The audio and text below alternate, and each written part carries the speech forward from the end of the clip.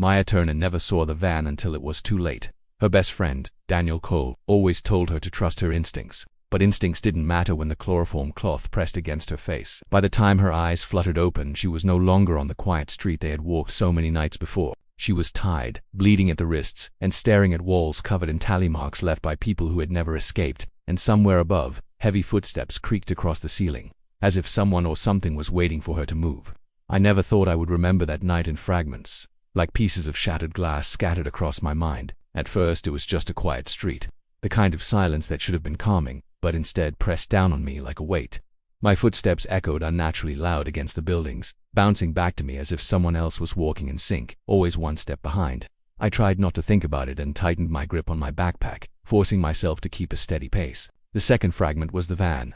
It was parked too close to the curb, a little too perfectly placed, as though waiting for something. Its headlights were off, the windows tinted so dark they reflected the faint glow of the street lamps, instead of revealing anything inside.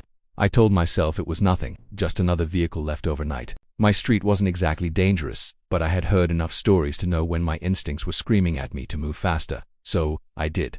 Then came the sound, a soft creak that sliced through the silence like a knife. My eyes darted sideways in time to see the sliding door of the van easing open. My stomach dropped, and before I could react, a rough hand clamped down over my mouth. The sudden grip yanked me backward, and I felt another hand press something cold and damp against my nose. A sickly sweet chemical flooded my senses. I tried to fight, to thrash, to dig my nails into the arm pinning me, but my strength drained away in seconds. My vision blurred, tilting sideways as the ground rushed up to meet me. Then everything went black. When I woke up, I wasn't outside anymore. The air was stale, damp, and suffocating. My head pounded as though 1,000 hammers were striking it in unison. I tried to move, but my wrists and ankles burned. Something bit into my skin. Rope. Tight, unrelenting rope that cut deeper every time I struggled. I lay on a hard surface, maybe a concrete floor, though it was so cold it felt like ice against my skin. For a moment I couldn't breathe. Panic clawed at my chest, rising like a tide. I forced myself to take shallow breaths, to focus, to look around. Slowly, my eyes adjusted to the dim glow above me. A single bulb dangled from the ceiling, swaying faintly as though someone had brushed past it not long ago. The room was small, maybe the size of a storage closet. The walls weren't smooth, they were scarred, scraped, marked in strange, deliberate ways. At first I thought it was graffiti, random scratches carved into the cement. But as my eyes focused, I realized they were numbers. Dozens, then hundreds of tally marks, carved over and over until they overlapped, gouged so deep into the wall that dust still flaked from the lines. Someone had been keeping count. Someone had been here long enough to carve days into stone. My stomach tightened as I tried to imagine how long it must have taken. Weeks, months, years. The sheer volume of them made my skin crawl. I wasn't the first person in this room. The thought struck me like ice water down my spine. If there had been someone before me, where were they now? The silence was too heavy, too complete. But then I noticed something else. Smears. Dark stains across the floor. Faint but unmistakable. They trailed toward the far corner where the shadows deepened. I tried not to let my mind go there, but the color was too familiar, too human. My heart thudded painfully, and I forced myself to look back at the walls. At the end of the rows of tally marks near the floor, I saw something carved different from the rest. Not numbers this time. Words. The letters were jagged, uneven, but readable. I squinted, tracing the lines with my eyes, and the message carved into the concrete became clear. Don't trust the light. The bulb above me flickered once, as if in response, and I froze. The shadows swelled for a second, stretching longer across the walls before snapping back into place. I couldn't look away from the message. My pulse raced so hard I thought it might split my chest. Someone before me had written those words. Someone had tried to leave a warning. The rope cut deeper into my wrists as I twisted, trying to pull free, desperate for any chance of escape. My skin tore, warm blood sliding down my hand, but I didn't care. I just needed to get out of this place. The tally marks, the stains, the warning, all of it screamed the same truth. I wasn't meant to leave this room alive. And yet, what chilled me most wasn't the carvings or the ropes, it was the sound that followed. A faint, hollow scratching against the wall, not from me, but from somewhere in the darkness. Slow, steady, deliberate, like someone else was already in here with me. Time inside that room didn't move the way it should.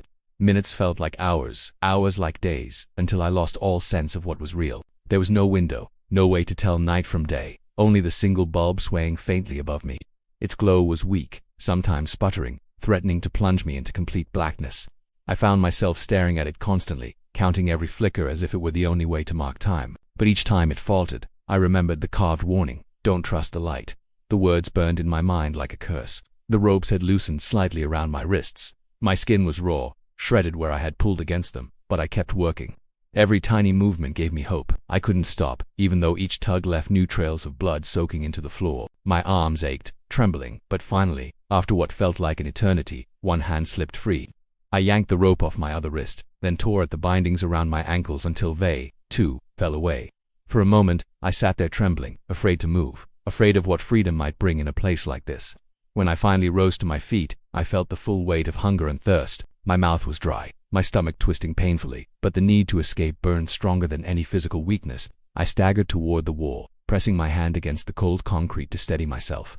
That's when I saw something that froze me in place. The scratches weren't only tally marks. In between the endless numbers, scattered across the walls, were shapes drawings so crude they looked almost childlike. Stick figures, rows of them, carved over and over, always the same, a line of bodies holding hands. At first, I thought they were meaningless doodles left by someone losing their mind in isolation. But then I noticed the difference. One by one, each stick figure had been violently scratched out, their heads gouged away with deep, angry strokes, leaving only jagged lines where their faces should have been. All except one. At the far end of the line, separated slightly from the rest, a lone figure remained untouched. No scratches, no damage. Instead, a circle surrounded it, pressed so deep into the wall that the edges were crumbling. My stomach knotted when I saw the details. Unlike the others, this figure wasn't just a simple stick body. It had details carved into it, long hair trailing down its back, a rough outline of a backpack, two small lines etched into the shoes. My shoes. I stumbled backward, bile rising in my throat. Whoever had been here before had carved this, or maybe whoever brought me here had done it. Either way, it wasn't random. It was deliberate. A prediction, a plan, maybe even a warning. The circled figure wasn't just any victim. It was me. I pressed my back to the opposite wall, staring at it, my chest heaving. I tried to reason with myself, to believe it was coincidence, but the more I looked, the more it became impossible to deny. Someone had been watching me long before this night, long enough to know what I wore, how I looked, the smallest details of my life. They had planned for me, chosen me. The air grew colder, so cold that my breath fogged faintly in front of me. The silence thickened, but beneath it, I caught something. A sound so faint I thought I was imagining it at first. A soft creak, as though it strained under weight. My heart hammered in my chest as I tilted my head upward. Somewhere above me, something moved. Slow, deliberate footsteps echoed faintly, muffled by the ceiling. Dust flaked down in tiny streams, settling into my hair. I froze, afraid even to breathe. The footsteps grew heavier, closer, until I could almost feel the vibrations through the concrete. Then they stopped. A silence followed, suffocating and absolute, the kind that feels intentional. Someone was listening, waiting for me to move. I dared not shift an inch. My body locked in place, my mind screaming. Then, just as suddenly as they had started, the footsteps drifted away again, fading until there was nothing left but the faint dripping of water in the distance. I wanted to collapse. I wanted to scream. Instead, I forced myself to take a step closer to the door I hadn't noticed before. A heavy slab of rusted metal stood against the wall, thick and solid, with no handle on my side. My stomach dropped again as I realized how hopeless it was. No hinges, no lock to pick, no way to force it open from within. Only the faint outline of its frame marked it as a door at all. But there was something else next to it. Scratched into the wall, surrounding the drawings, were words. Small sentences, scattered and unfinished, most of them too faint to read. But one stood out clearly, etched deeper than the rest. Right beside the circled stick figure, it said, "They always come back for the last one." I staggered away, my legs weak, my pulse racing, the message ringing in my skull. Whoever had been here before me had left that final truth. It wasn't the tally marks, the scratches, or the stains that terrified me most. It was the implication that I wasn't forgotten, that I wasn't abandoned to starve or rot. No, I was being kept. And soon, they would come back for me. The words carved into the wall refused to leave my mind. They always come back for the last one.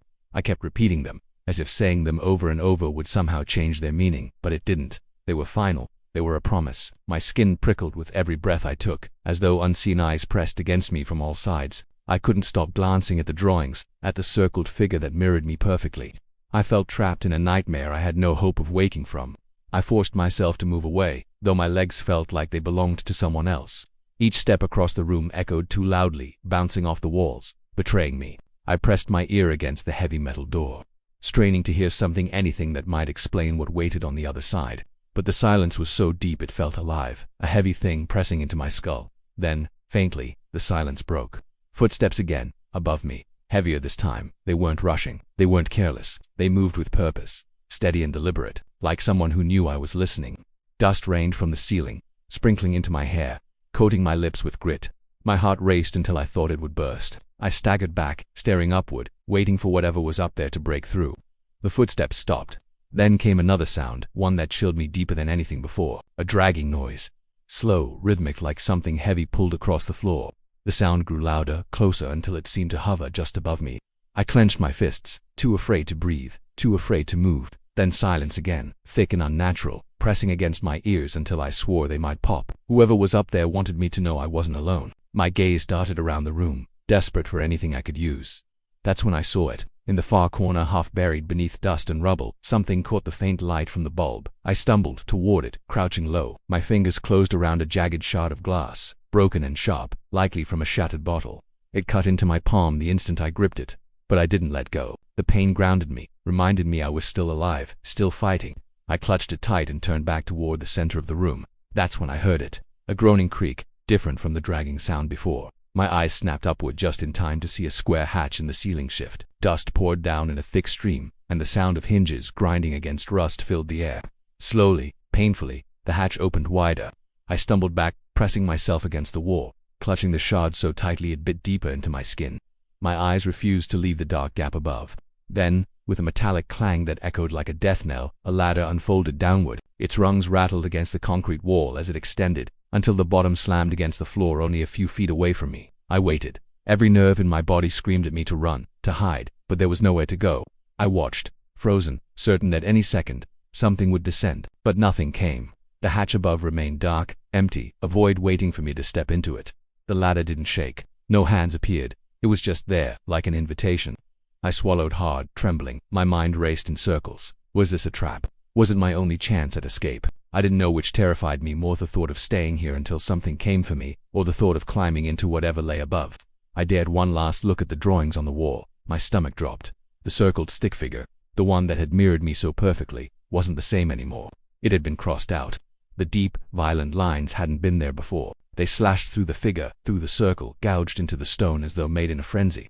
I hadn't looked away long. Minutes at most. My blood ran cold as I realized what that meant. Someone had been in this room with me, silent, unseen, close enough to carve into the wall while my eyes were elsewhere. My grip on the glass shard tightened until blood dripped freely from my palm, but I couldn't stop staring at the wall. The message was clear. I was no longer the one being chosen. I had already been claimed. I stood frozen beneath the ladder, staring at it, as if it were a living thing. The hatch above gaped open like a mouth, silent and waiting. My instincts screamed at me not to climb, but the walls of the room pressed closer with every breath. I couldn't stay here, not with the tally marks, not with the circled figure now slashed through. Whoever or whatever was controlling this wanted me to move, and in the end, my fear of staying outweighed my fear of leaving. My hands trembled as I reached for the first rung. The cold metal vibrated faintly under my grip, as though something had just touched it from above. Each pull upward sent a shiver down my arms, the ladder groaning under my weight. The climb felt endless, the shadows around me swallowing every rung, until I finally lifted myself into the darkness above. The air was different up here, stale, colder, carrying a smell that made my stomach twist. It was thick, chemical, mixed with the sour stench of rotting meat. I tried not to gag as I crawled onto the floor, crouching low in case something was waiting. My eyes adjusted slowly, and shapes began to emerge in the gloom. It wasn't a house. It wasn't even close. The room stretched far wider than I expected, its ceiling disappearing into shadows. My first thought was that it looked like a warehouse. Plastic sheets hung from beams overhead, torn and stained with dark patches. They shifted slightly as though stirred by a faint current of air, each movement whispering through the silence like a breath. Wooden crates were stacked haphazardly along the walls, some of them leaking foul-smelling liquid that pooled across the floor. The light above barely reached the edges, and the corners seemed to stretch into infinity. I forced myself to move deeper, each step sticky on the concrete, leaving faint prints behind. That's when I saw the board. It stood against the far wall, covered in overlapping photographs. I moved closer, my chest tight, my vision refusing to believe what I was seeing. Dozens of faces stared back at me, men, women, children. Some were smiling as if their pictures had been stolen from happier times. Others looked frozen mid-expression, eyes wide, faces blurred as if taken without their knowledge. But what made my breath catch were the markings.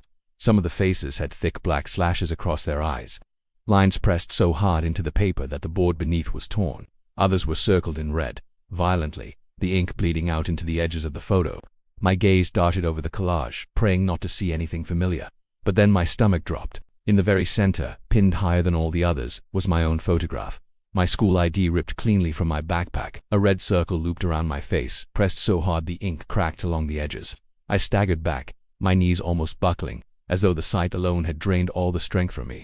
I didn't hear it right away, but when I finally looked up, I saw it. A camera mounted above the board, its tiny red light blinking steadily, watching me, recording me.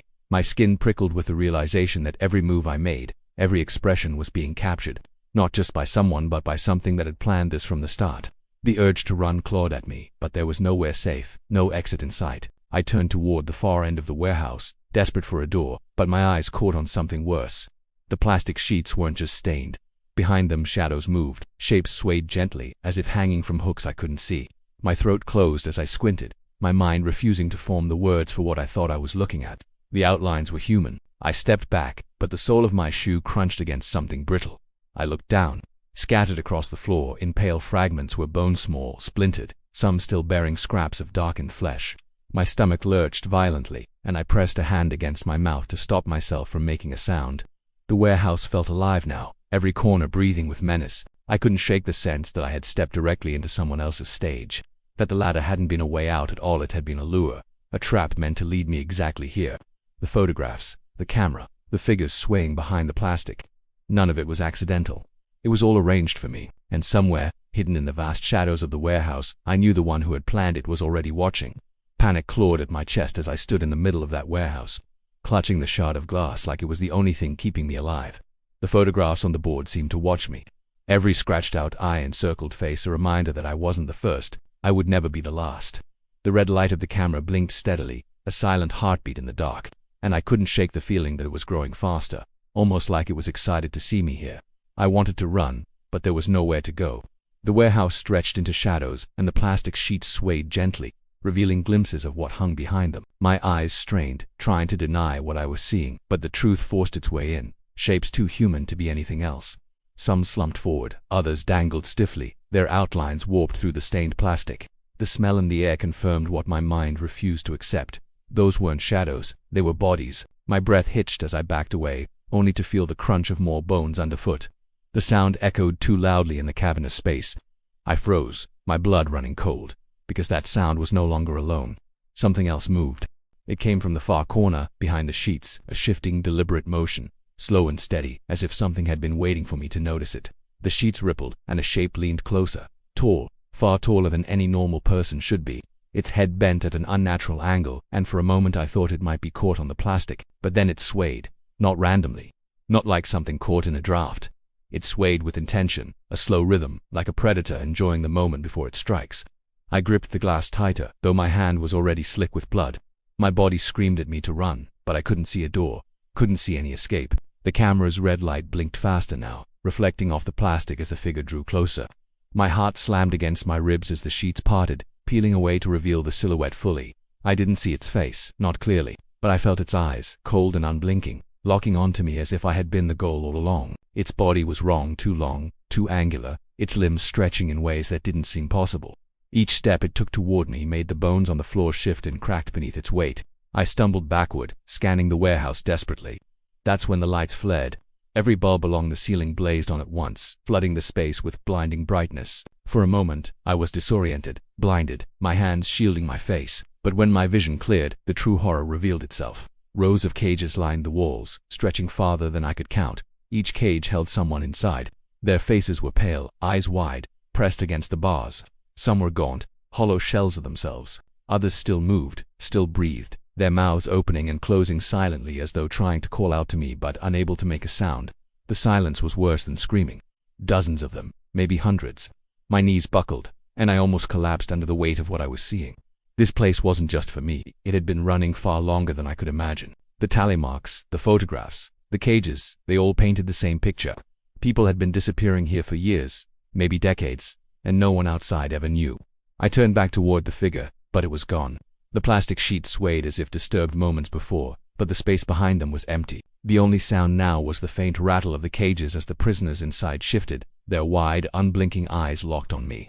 I tried to move toward them, but my legs felt heavy, almost as though the air itself was pressing me down. The camera above me blinked faster and faster, and I realized something that made my stomach twist.